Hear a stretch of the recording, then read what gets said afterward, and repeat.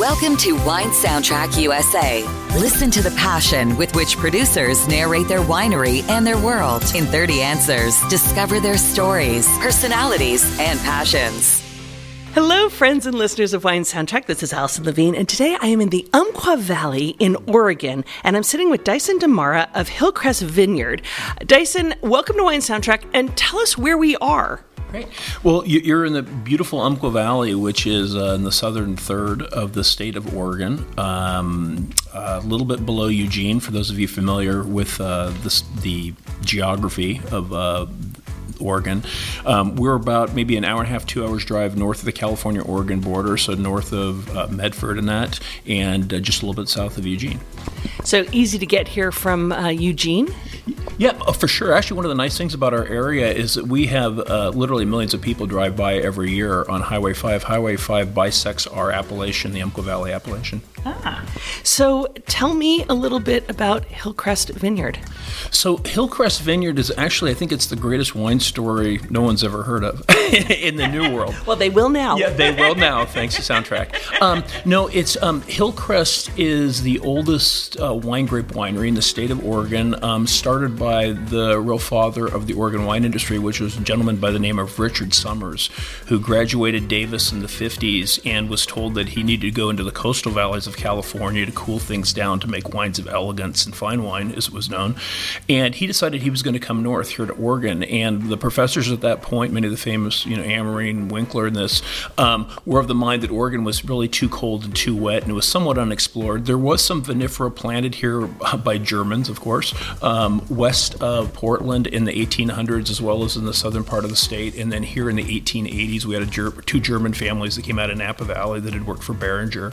They came up here and planted vinifera. But Oregon pre-Prohibition made mostly fruit wines, some vinifera wine, and then Richard Sommer came up here in '59 and brought cuttings from Old Man Louis Martini at Stanley Ranch down in Napa, 35 varieties, including the first Pinot Noir and Riesling ever planted in Oregon. He rooted those out in '59, and then the Hillcrest Estate, where we are today, was planted in 1961, and from there he did the first stainless steel tanks in Oregon and some of the first stainless steel tanks in the world. We know that the first documented use was '63 for stainless steel, and Oregon Winegrowers Association. He was a co-founder of that first Pinot Noir. To give you an example of how far out he was actually producing commercially Malbec here in the Umpqua Valley in 1964. Wow. So, you think of Willamette when you think Oregon, and here Umpqua Valley is the home of the first wines. Exactly. The pioneers, and they're all very important, but the pioneers of the Willamette Valley both tasted Pinot Noir here at Hillcrest prior to moving to Oregon while they were still students at UC Davis. So that would be David Lett and Charles Curry.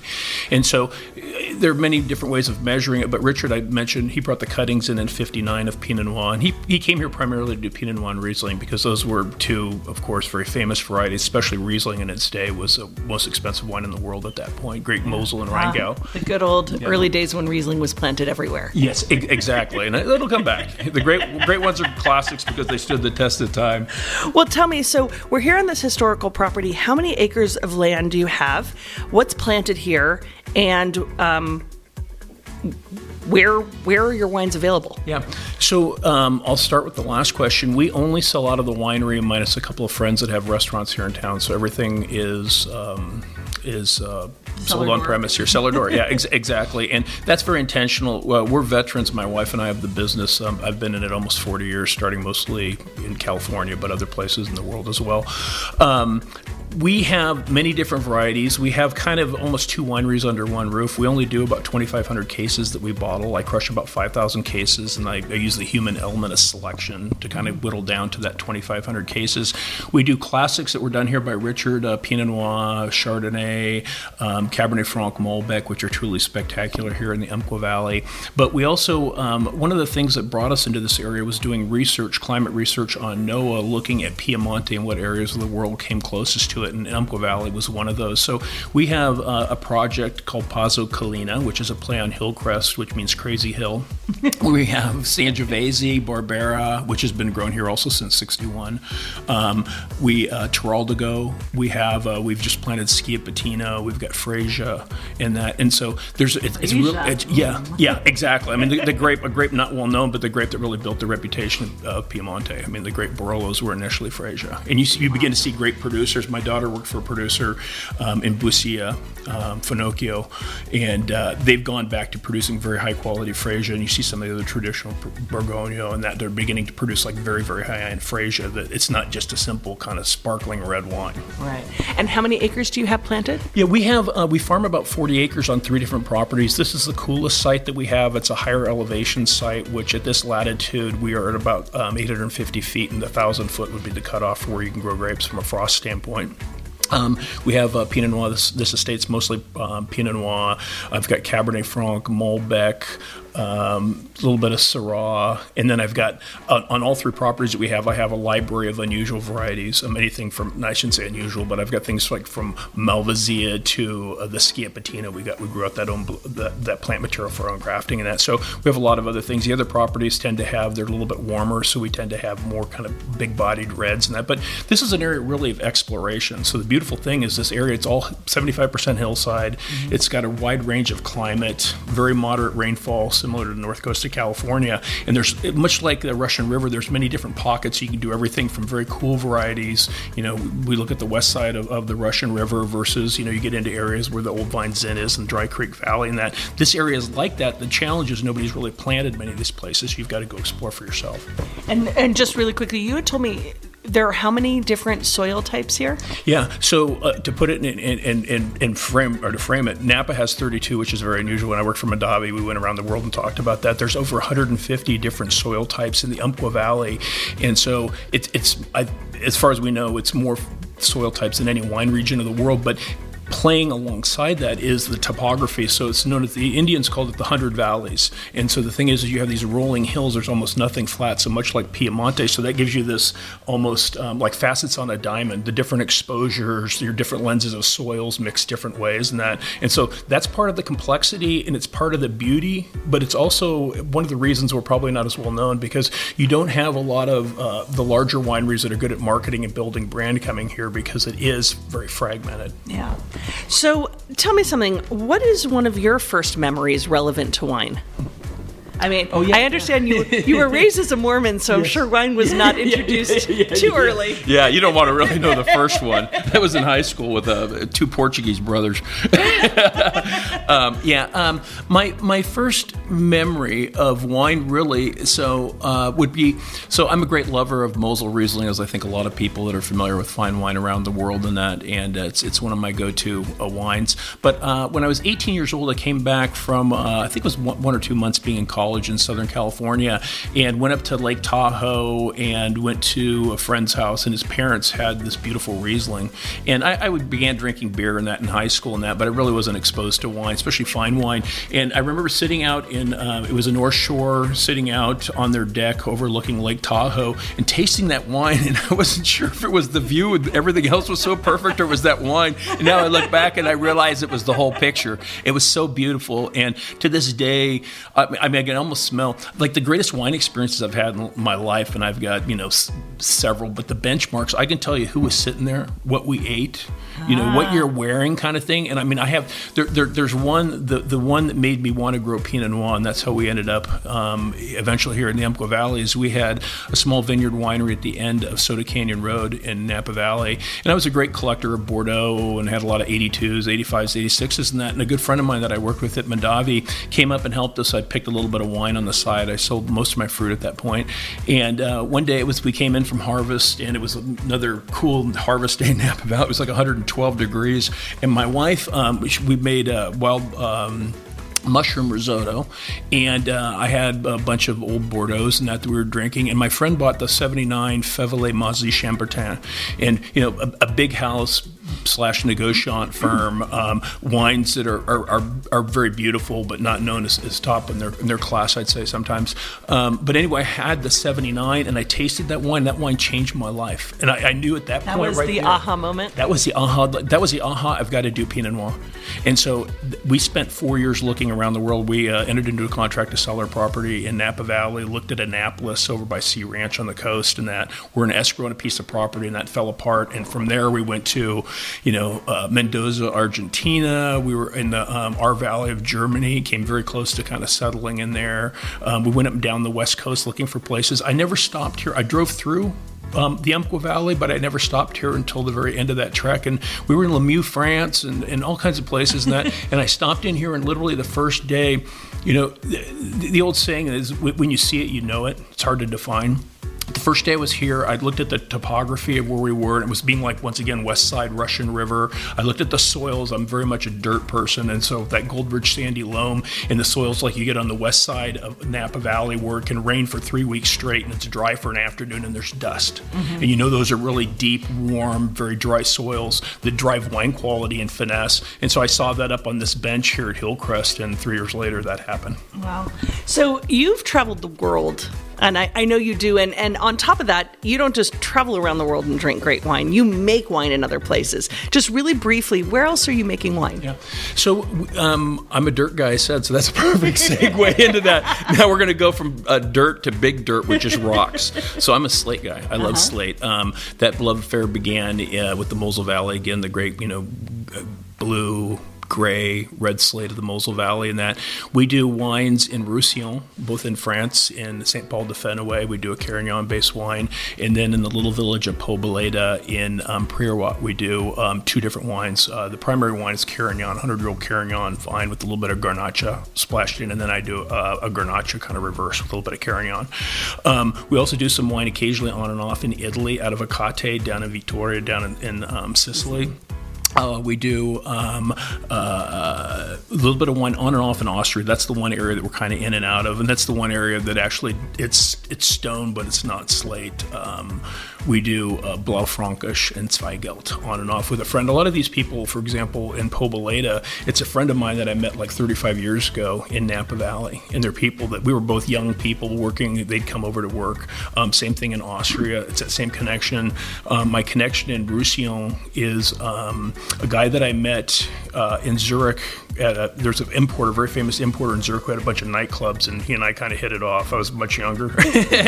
And so we went out one night for dinner before we went out to the clubs, and he brought some of his friends, and there was this little kind of shy Swiss guy and kid, and so we talked and kind of hit it off. And 10 years later, I walk into a cellar in this little village of St. Paul de Fenouil, and here he is, the Swiss kid. I mean, there's nobody at that point. Now there's some Americans in that area, Maury, but I walk in, and it's Maurice. And I went, oh my God, what are you doing here? And he just dropped everything in life. And kind of the same thing that, I always say that sometimes you don't choose it chooses you, and it manifests itself through you. And I feel so blessed, especially being raised Mormon. I was never exposed to this, and it just happened to be the first couple times that, wine crossed my path. I kind of looked at it and followed it down the street.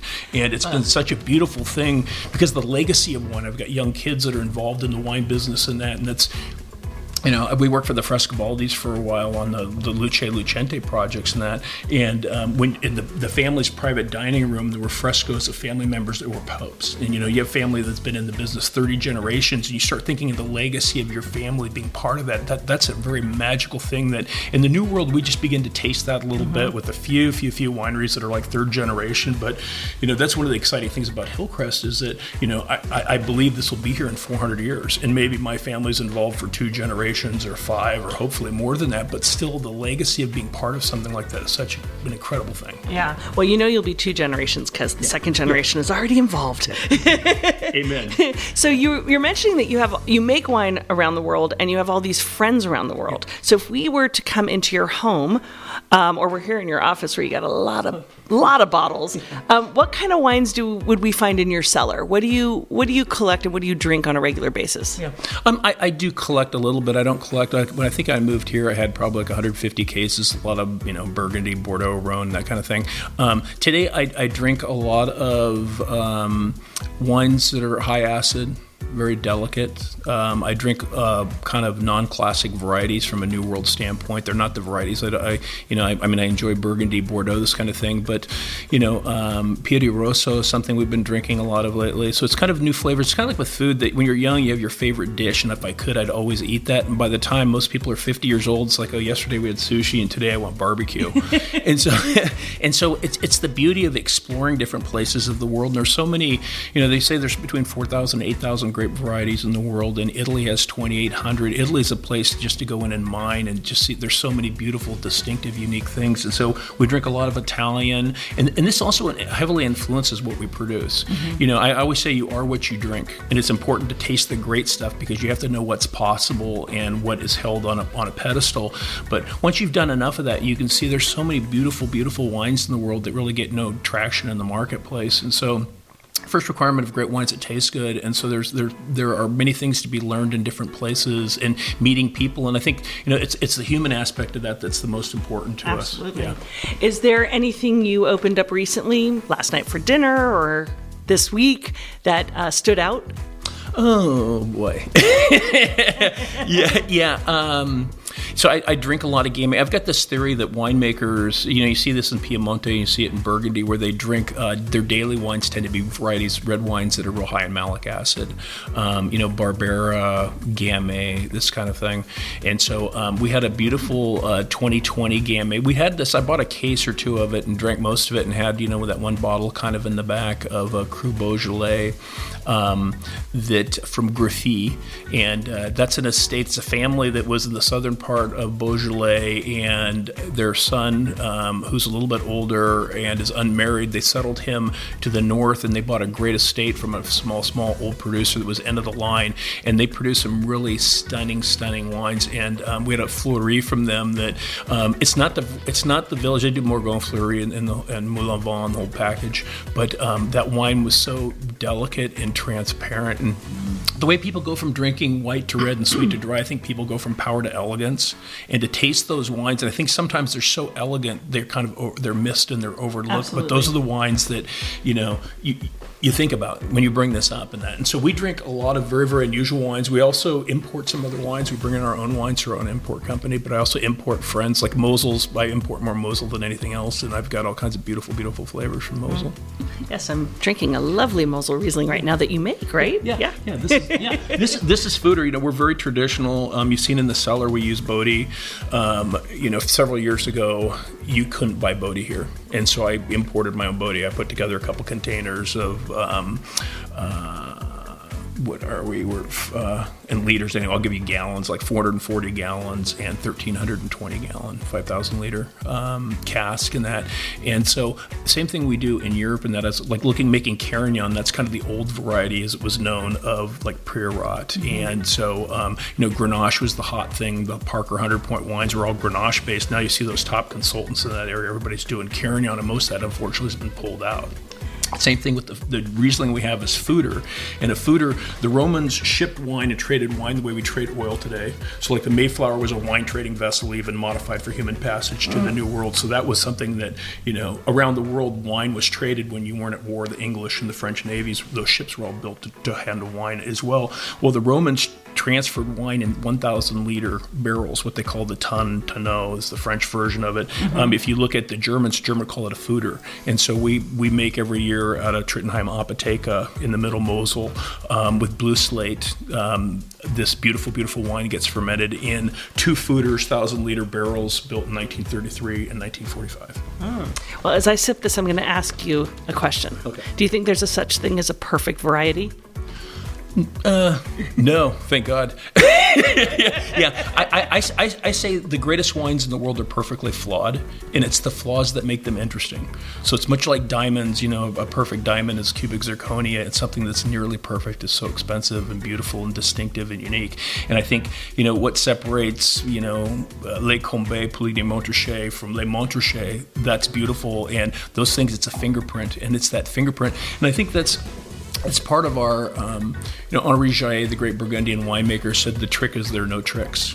And so this concept of finding, if you make wines that are driven by sight, of really kind of standing back and not using technique, which can be so beautiful and build such consistency into wine, but it can also take away those flaws that make something very interesting. Well, so if you appreciate the flaws and you've worked for a large company, worked for Mondavi for years, you're here making wine that you sell out of your cellar door. So people have to seek you out a little more. So I'm curious, with all that experience, what's your opinion on wine critics and scores? I think it's a gateway. I think it's important. People enter wine from all different, especially in a culture like ours. It's not really a wine culture historically. But I think that it's also important to empower people to drink what they like. I can think back to reading old Wine Spectator when it was like a newspaper form. And there was a wine that I came across that I tasted and not really liked. It was a winery out of Alexander Valley, their 82 Cabernet Sauvignon, and that wine was cellar selection. And this is the one, I think it had like 96 points, and this wine's supposed to age incredibly well in that. So I took my little meager college, pocketbook, and I bought 6 bottles of that. I never liked that wine. and I'm very lucky for this, but at that point it hit me as kind of, what I like is not necessarily what somebody else likes. There's Matt Kramer says that the definition of a connoisseur is somebody who knows the difference between what they like and what's good, and I think that's so important. And I think a lot of us as wine producers suffer from the wine expert, that what I like is what's good instead of being a critic. I think about the old like Clive Coates in England, where he'd go to an estate for 3 days and spend one day with the viticulturalist, one day with the enologist, one day with the owner, and he'd write a little article saying, this is where the property is, these are their vineyards, this is where what they've done, they want to evolve this direction, they're looking at these techniques. To me, that was so beautiful. And I understand, a culture that, wants to know the 10 best in that. But I think the beauty is, and this is where, Europe comes a little bit our direction, but this whole concept of eat and drink what you like, you don't have to know that much about it. I was always amazed at how little most European wine connoisseurs knew about wine. In America, we're so technical, we know, okay, in this part of the Rhone, they do this as the base, and these 3 varieties are typically the ones that are blended in. And going to people's cellars, they have incredible cellars. What would you like to taste? Oh, let's try this. Do you know the blend? And they look at you like you're from another planet. It's like their dad bought wine from that winery. They love that wine and they buy it. And so I think that someday we'll move towards that. And it's not a right or wrong, but I think that always most important is the place and the producer. Absolutely. And the vintage and all that falls behind. Well, you said that the difference is knowing what a great wine is and knowing what a good wine is, what you like. Yes. So I'm curious. This is a simple one-word answer. As a consumer, red, white, or rosé? That's interesting. I'm white. White? White for sure, yeah. Yeah, I drink a lot more. I mean, I probably drink 70% white. My wife is about 99% red. I used to drink a lot more red, and I've found that as I have gotten older in that, just white wine, I love to drink wine. And so the thing is to drink it and not feel it the next day, to have 2-3 glasses or whatever. And even within white, like certain varieties that I love acid. I think most of us, the more we drink wine, the more we love acidity. Absolutely. And so, those real high acid, crisp white from cooler areas are so spectacular that Still or sparkling? Still. Yeah. I'm married to one of the sparklers, though. I mean, I remember being at Melissa Bio, and we'd been like 1 week tasting at wineries on the front end of this big wine show in Montpellier. And I think there were 500 vendors there, and we spent 3 days walking table to table, and everybody's pouring. And you say, can I taste maybe 2 or 3 of your wines? And they'll pour you like they're 12. And so we did that. At the very end, my palate actually hurt from all the acid. Like my palate was like, it hurt to put a little taste of wine in your mouth. And I'm sure a lot of us have experienced that. Like you go to Tuscany for long enough and you see that kind of thing. Yeah. And so my wife continues, like we had somebody, we walked by a table of a sparkling wine or champagne producer, I think it was. And would you taste them? I'm like, I can't do it. And my wife's, oh yeah, taste them all. I'm just like, wow. And she'll taste sparkling. Doesn't matter what the challenge is. So you were talking about going into a cellar in Europe where people just open up wines. They don't think about the grapes. They're not thinking about all the things that we tend to think about as a consumer here. So I'm wondering how you you look at pairing wine and food? Do you look for rules? Are you a come what may? Are there rules to follow? Are there guidance you can share? What do you do when you're cooking? Yeah. I've like all of us, I've spent a lot of time thinking about this. I think there are many theories, and most of them are great 90% of the time, and then they suck 10%. When you get, this is a great theory, the umami thing, but wine doesn't go with cheese kind of thing. Okay, that's a problem.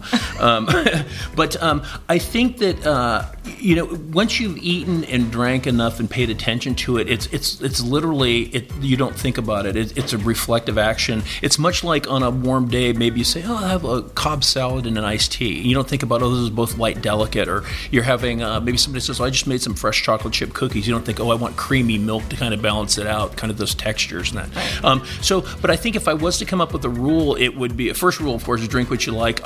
When I used to travel a lot, I'd go out to dinner with people, and that the people that I always kind of came closest to related to the most were the people that picked up the wine list, they ordered the wine, and then they looked at the menu. That's my kind of priority right there, yeah. So you pick your wine, and then you pick your food that's going to fit with the wine. Yeah, and I don't even think about it, because once again, it's reflective. It's like, and so if I was going to use a rule, though, I would use texture. That I think that the safest thing is that if you have, like a piece of chicken and you had it with like a lemon sauce or something light, Sauvignon Blanc can be so beautiful. Or if you had that same piece of chicken grilled with like a little bit of a cream sauce, like a nice Chardonnay, Chablis, that kind of thing could be nice. But I think that we get to the point that that's reflexive, that I really don't think about that at all. Like, we'll know what we're cooking. The first conversation we have every day, my wife and I, is what's for dinner. And then it's, love you, what are you doing today, kind of thing.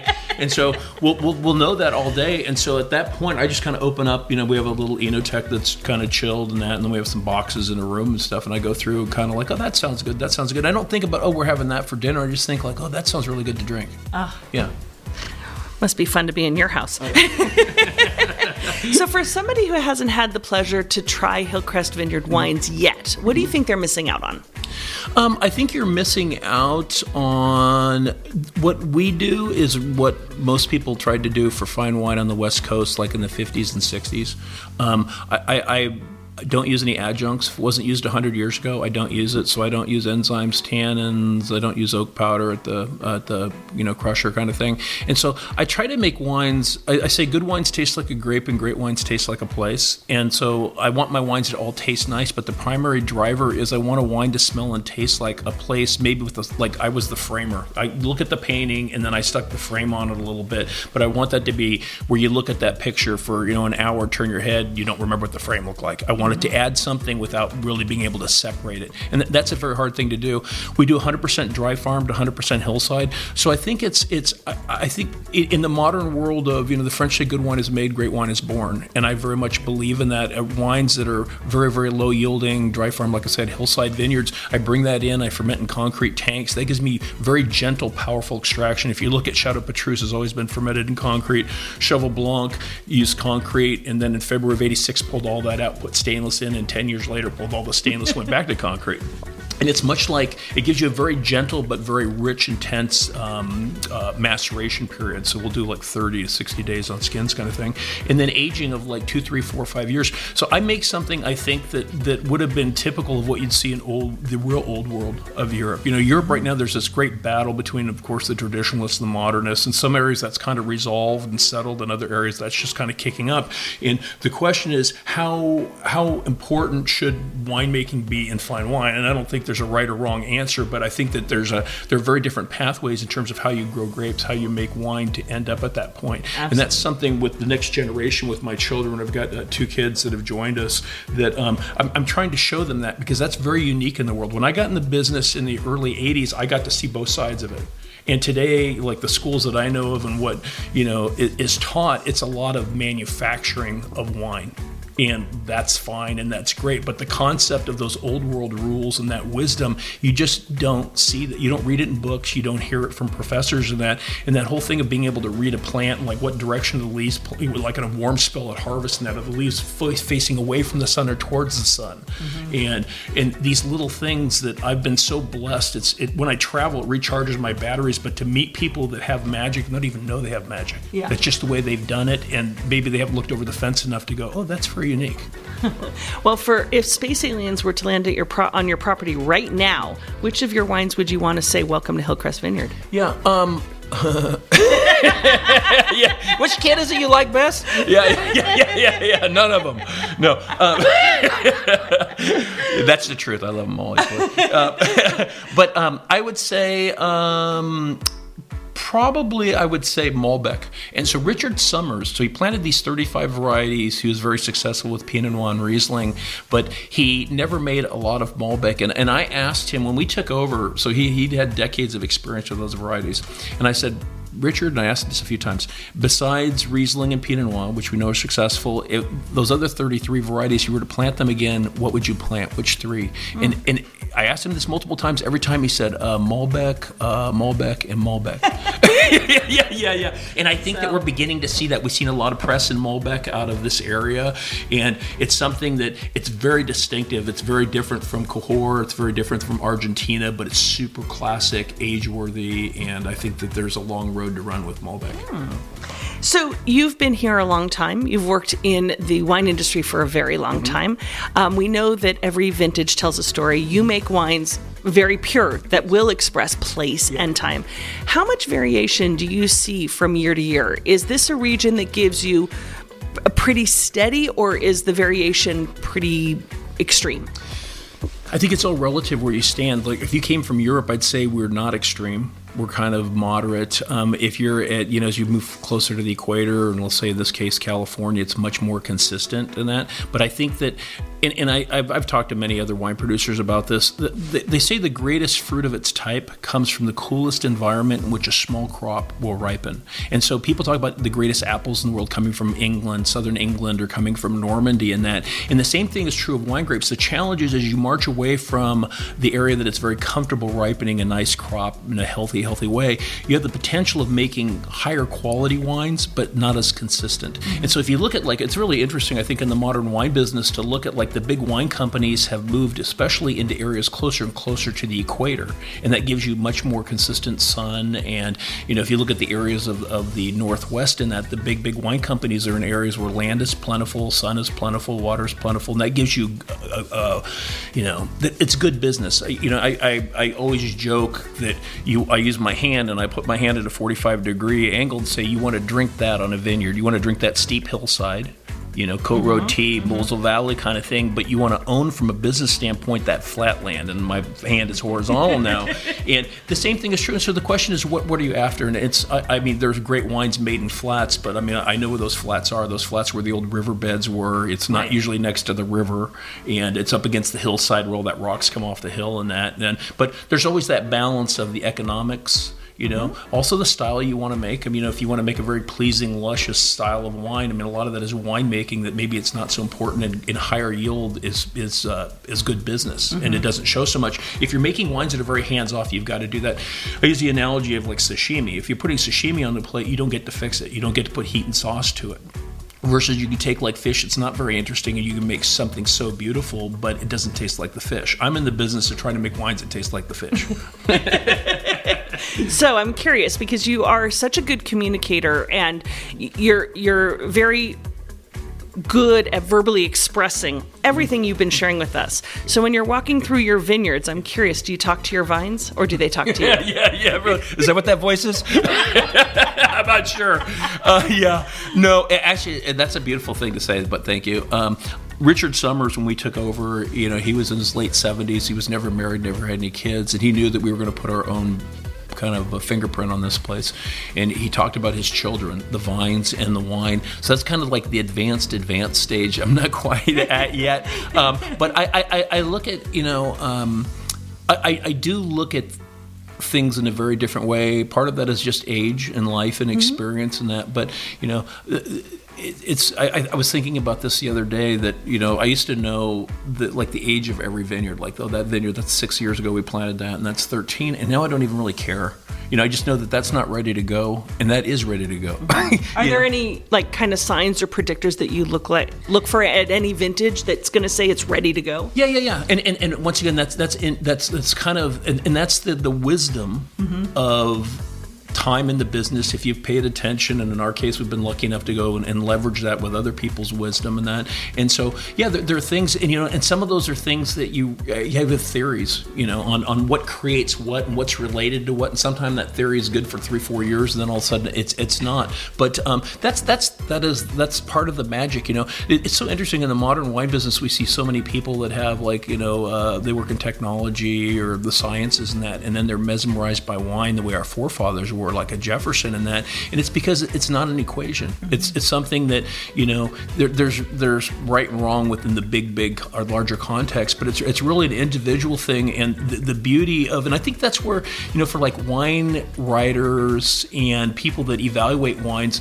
it's such a different thing interacting with that plant and having a relationship with that plant and having a relationship with that wine, that if you only critique wines, it's hard to see. And that passion and that interaction, and it's kind of like having your kids, like they might have quirks and unusual things, and sometimes you come to think those are beautiful things. The same thing with vineyards. It's what is I don't want perfect. Perfect is like a German engineered factory. Imperfect is like a Ferrari. And Ferrari's exciting, but the thing is, every 500 miles you're giving it a tune-up kind of thing.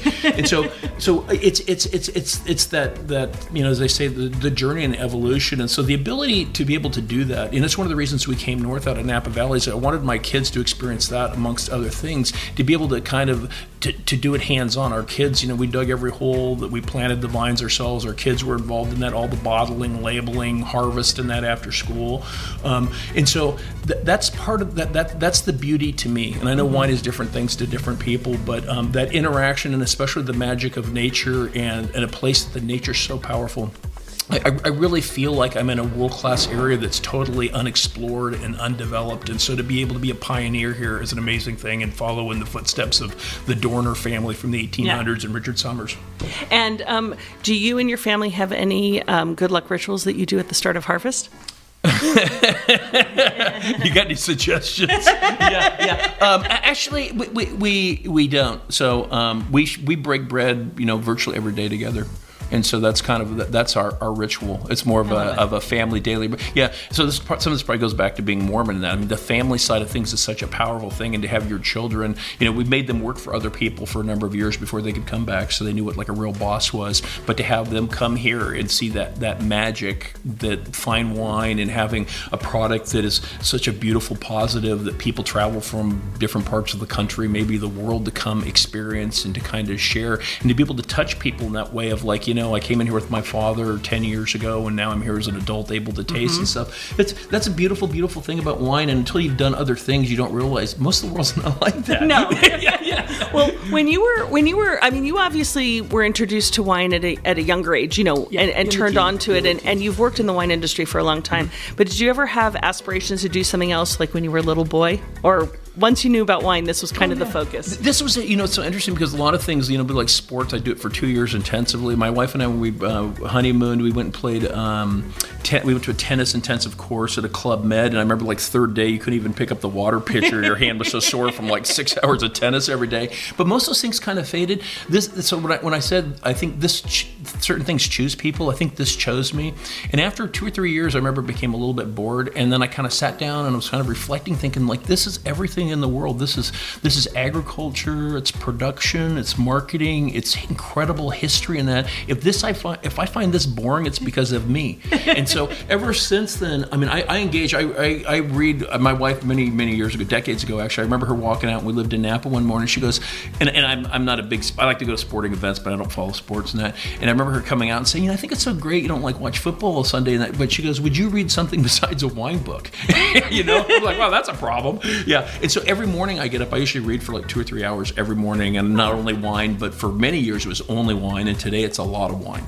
And so, and amongst other things. And so I'm fascinated by life. And so I feel very blessed to have that kind of tickled and have that awakened within me, that I can kind of, a lot of the things I'm talking about, and we all think about the same things, but so much of the time we'll think about it and then let it pass. And I've tried to train myself that when I think about it, I look it up. So like at our table, there's no cell phones unless we have a question you can't answer, and then you can Google it. And we Google it and bring it up to the whole table. I like that. So if you're planning a romantic evening for you and your wife, what sort of wines get open to set the mood? Obviously, you're opening wine every night. You talk about your dinner at breakfast, but are there particular wines that make an evening a little different than the average evening? Yeah, for sure. Actually, I have like several cases of wine, and it's not always famous wine, but oftentimes it's bottles that maybe. What's the last one? The last one I have a good friend I've known for about 30 years in the Mosel, and we went over to his winery probably 8 or 10 years ago, and they'd done a big tasting the day before. We walked in like 150 different wines that they'd made over decades, and super beautiful wines. And our favorite wine, he gave us a bottle of that, and it was off of a vineyard called Klusterrother Bruderschaft in the Ley. And so you have the great Einzellage Grand Cru vineyard. Sometimes there's a rock outcropping that you might find like 400, 500, 600 vines in. Mm-hmm. That's considered the Ley. That's the best of the tenderloin kind of thing. And so there was a bottle of that we had in our cell that he gave us and signed or whatever. And so that was like a special bottle. Recently we've been drinking. So we travel 2 to 3 times a year into Europe, and our kids, we always take one at a time. And finally in 2020, we took the whole family and we introduced all of our kids to all the people that we have relationships, business and friendships with in that. And so we bought a lot of wine back that were wines that our kids liked and that. And so when the kids come back for Christmas or whatever, we open those up. My wife and I, there was one great, really beautiful grower champagne that we drink on special occasions, and I've got a couple bottles of that left. But usually they're wines that are connected to people that we know and love and experiences we know and love. I love it. So, Dyson, you are a wealth of knowledge, and I'm curious if there's a piece of advice that somebody else gave you at some point, whether it's life, work, career, that you carry with you, that's something that you try to work by or live by. You've shared a few of them. I would say I truly believe the trick is there are no tricks. We spend most of our life, and I saw this at wineries I worked at, were one winery, really world-class, beautiful Cabernet Sauvignon off of old vines that were 8 foot between vines, 12-foot rows and that, and that was replanted. The concept was we want that same quality. And the brightest guy I've ever met in my life in viticulture, a guy named Andy Blood. So hello, Andy, if you're out there. I've not seen him for a while. But, I remember him saying, well, I would go back to that kind of style, maybe tighten the rows up a little bit. And that was not the answer they wanted to hear. At that point, that operation was going towards high density.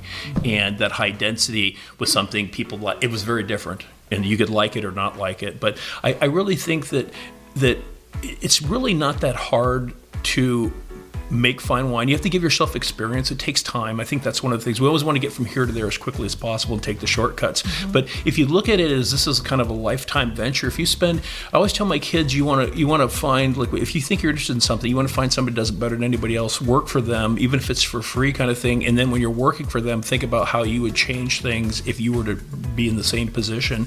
And so that ability to kind of take and read, and in the wine business, we're so gracious around the world to share ideas and concepts. And there's many areas that can make fine wine, and there are things like dry farming. I mean, I realized very early on that was one of my truths, and I saw that difference between the old world and the new world, and the best of the new world versus the newer way for me. And so it's witness that stuff and just take your time to do it. Don't ever do a whole bunch at once, because that's how you make fatal mistakes. I've learned that from like the old world, is that you don't plant a brand new vineyard and build a brand new winery the same day. You plant blocks of vineyards so that maybe over 5 years you plant a piece of property. And I give this advice to people all the time that come in here. It's just like, if you have 25 acres, don't plant it all at once in that plant, because the difference between the first year and the second year is you'll go, oh, that was a mistake the first year, I'm going to modify this. And the third year you're like, yeah, I would change the road direction here, and do that. And that way you always kind of are evolving and working down the path. And then once you have your fruit and you figured out how to grow it, then you begin producing wine. George Hendry, somebody that taught me this in Napa Valley, was the first place I saw this. Somebody that took like a really incredible property, and a brilliant man, but instead of him starting day one and trying to figure everything out, he took top wineries in Napa and let them develop portions of the property for their own, and then he had them teach him what they're after, what they're doing in that, and then out of that, so he went from 0 to 100 like in 30 years. Most people in hundreds of years don't go to 0 to 100. Right. But super bright man that could listen. So I'd say follow your passion, listen to everybody, do what's most important to you, and just dedicate yourself, because the most successful people in the world are the people that don't keep changing direction every 5 years into the newest, latest, greatest, and that. The classics are classics because they've stood the test of time. And we talked about Riesling to start with. Riesling, historically the most expensive wine in the world over the last 200 years. To this day, still the most expensive wine ever sold in a barrel was 1929 for a footer of 20,000 gold pieces. Wow. And yeah, especially today's world. Today I think gold's at an all-time high again. Yeah, but basically dedicate yourself to something, and if you stick to it, chances are you'll be much more successful, and if you love it, you will be successful. When you look back at your career, what would you say is one of your proudest achievements to date? Yeah. I'd say having my family part of the business. So I think the magic, oftentimes we used to joke intelligence skips a generation.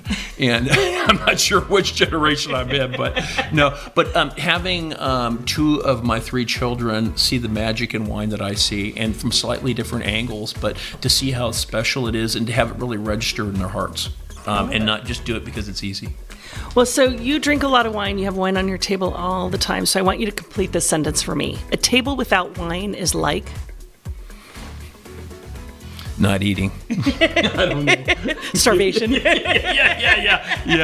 It's the reverse too, But yeah, food with no wine. Yeah. But, these are the fun questions now, because it's been so much information. We're almost to the end, and I want to get a few fun little silly things out. So we're sitting at a big table. We've got your wines on the table. There's an empty seat next to you. Who from any walk of life would you want to be sharing a glass of your wine with? Oh my God. Living or deceased? Yeah. Famous or not famous? Oh yeah, for sure. Jefferson, Thomas Jefferson. So I think we live in a beautiful country, and so and the people that laid the plan out for us initially, the Constitution, it's an amazing thing. Somebody that loved wine, saw the magic of wine, traveled the world. Did so many great things. Had pasta. He's a big pasta pusher into the United States out of it. You know that story, I'm sure. Yeah. So you are, you're dry farming. You're very conscientious of climate. Mm-hmm. We know climate is changing. Mm-hmm. You think people will be making wine in 500 years? Oh, guaranteed. Yeah. I think, there's a million places to sit. With the variations that you see vintage to vintage is a lot greater even than what they call for as the climate change over 100 years. And then, if you look at our warmest vintages 20 years ago versus the warmest vintage, let's say over the last 20 years, the coolest and the warmest, we're not going to even approach anything near that warmest at this point. So on average, we're getting there. I don't know.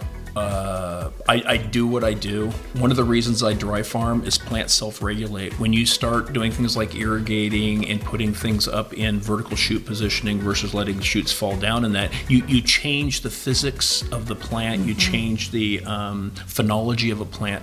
So for example, like in California, I was used to pulling leaves. When you water, the vine never drops that basal leaf typically. And so the idea of dry farming, vines that automatically defoliate their own fruit zone as you get later in the season, and it takes that old leaf at the base of the shoot that's the least efficient and scavenges the moisture nutrients, and it drops it and opens the thing up. So I've studied finance quite a bit, and in finance they say you're either all cash or you're all leverage. To be in the middle is inefficient, and I agree with it. You either farm hard and you farm grapes and you get as much as you can at the right sugar, pH, whatever you're after, or it's foot off the accelerator and let nature do this. And nature, one of the magic things we talk about, old vines are magic. Why are they magic? Well, one of the reasons they're magic is that old vines typically have these trunks and massive root systems that are like battery packs. So you take a young plant, it's like having two AAA batteries. If something happens, let's say you had a frost, that vine would drop its vegetation, a young vine. Basically, the fruit would collapse. I've had Burgundian producers and people in Piemonte tell me, like the really, really old vines, sometimes you get something happens to the canopy, maybe a frost or whatever, but you'll still see the sugar continue to accumulate because that vine takes that battery pack, it has that energy it was storing for next spring, and it liquefies some of that, and it plugs that fruit with another brick or two bricks to kind of get you over the line. And so once again, I mean, nature has a way of taking care, and there's all different styles of wine. And so the environment is one of these things, like in the last several years here, we've not had a warm vintage. We've had cool vintages. We've had vintages that we kind of prayed for a little warming. I paid money for that. No, and so I think it is what it is, and I'll leave it at that. Well, if less than 500 years the world were to end, not to end, but you were sent to a deserted island, what 3 wines would you want to take with you?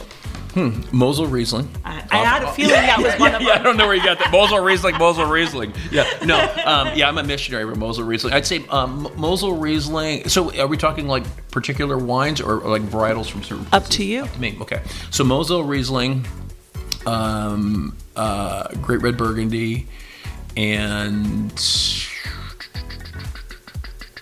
Malbec from here. Okay. Yeah. How about that? I like that. I like that. Well, we're just about done. I warned you about one thing in advance, that we'd play a little game with music. So I want you to, in a quick way of describing your wines, pair them with a genre, a song, a musician. I'm going to start with the Mosel Riesling that we started with sipping today. Okay. Mosel Riesling, AC/DC. Back in Black. Okay, let's go strong. Yeah. Something shy. Yeah, no, I just love it. Those wines speak to me, and the nerve and the brightness and the focus they have, it kind of sends a shiver up my spine. I love it. Your Pinot Noir, your 50th anniversary Pinot Noir. Yeah.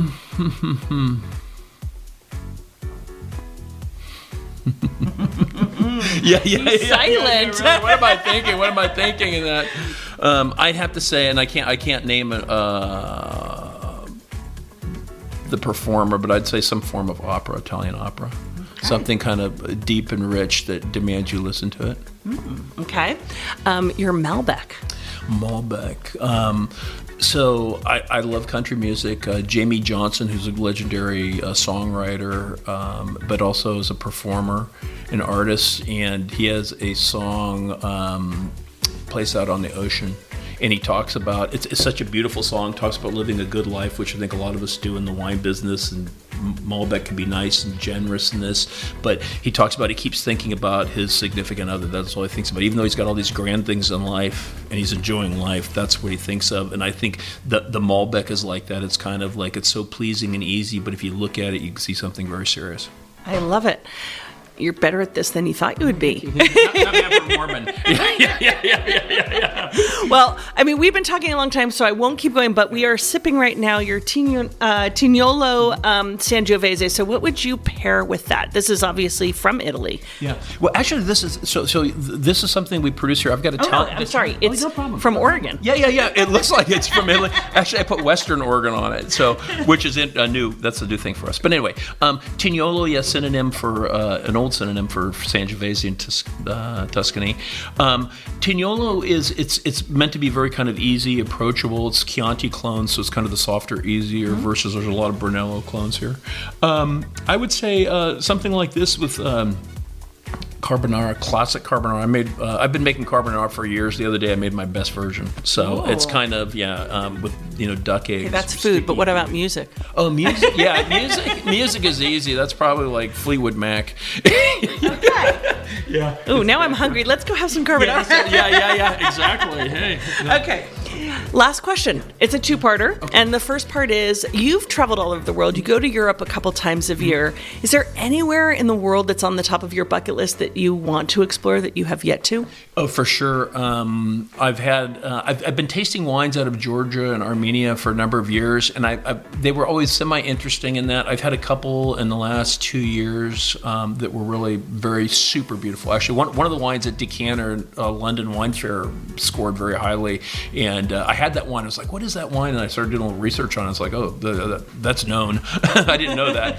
But that, as well as another area, South Africa is something I want to say. I've been to South Africa, but not wine tasting. And many of my friends that I worked with in Germany, they go there on a regular basis. And these are people that I work with also in Napa. And they tell me, like Stellenbosch, Parle, all that, they say that is like Napa Valley 1980 in terms of the landscape, how wine is approached and the food and that. And they say, oh my God, it's like stepping back in time.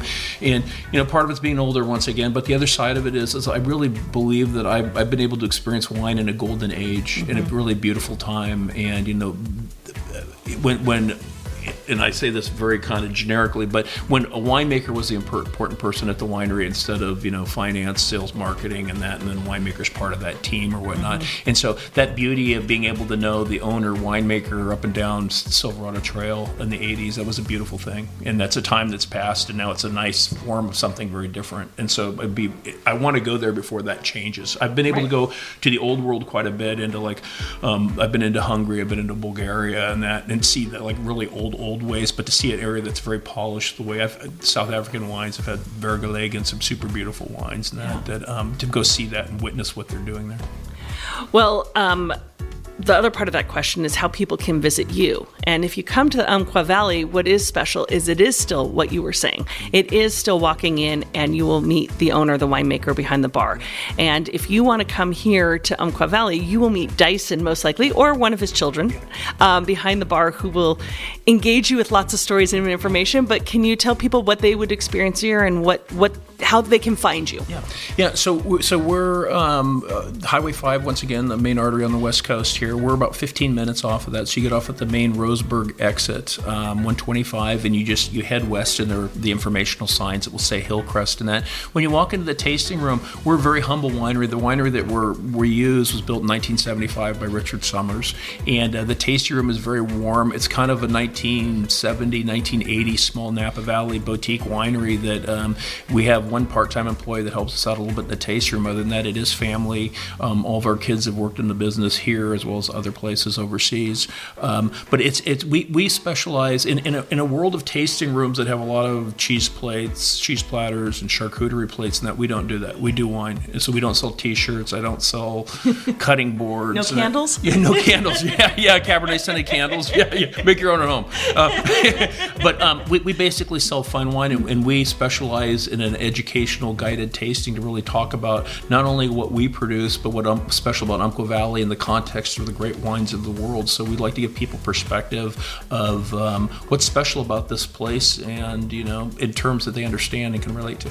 And people can also taste your German and Spanish and other wines. Yes, usually we have one or two of those open. We have an international wine club that most of that goes to, but we always have one of those available. Right now, I think we're pouring a Grenache, if I'm not wrong, Grenache that we do once again out of Spain, and then I've got a Moselle Riesling, a dry Riesling. Well, so it would be pretty special to come here because it's the unexpected and it's special. So I encourage everyone to head up to the Umpqua Valley and stop by Hillcrest Vineyard, and you will probably meet Dyson and get to engage with him for even longer. But Dyson, thank you for joining us. It's been really fun, and let's go have some carbonara. Cheers to the genie in the bottle, and thank you, Allison. Thank you. Cheers. Thanks for listening to a new episode of Wine Soundtrack USA. For details and updates, visit our website, winesoundtrack.com.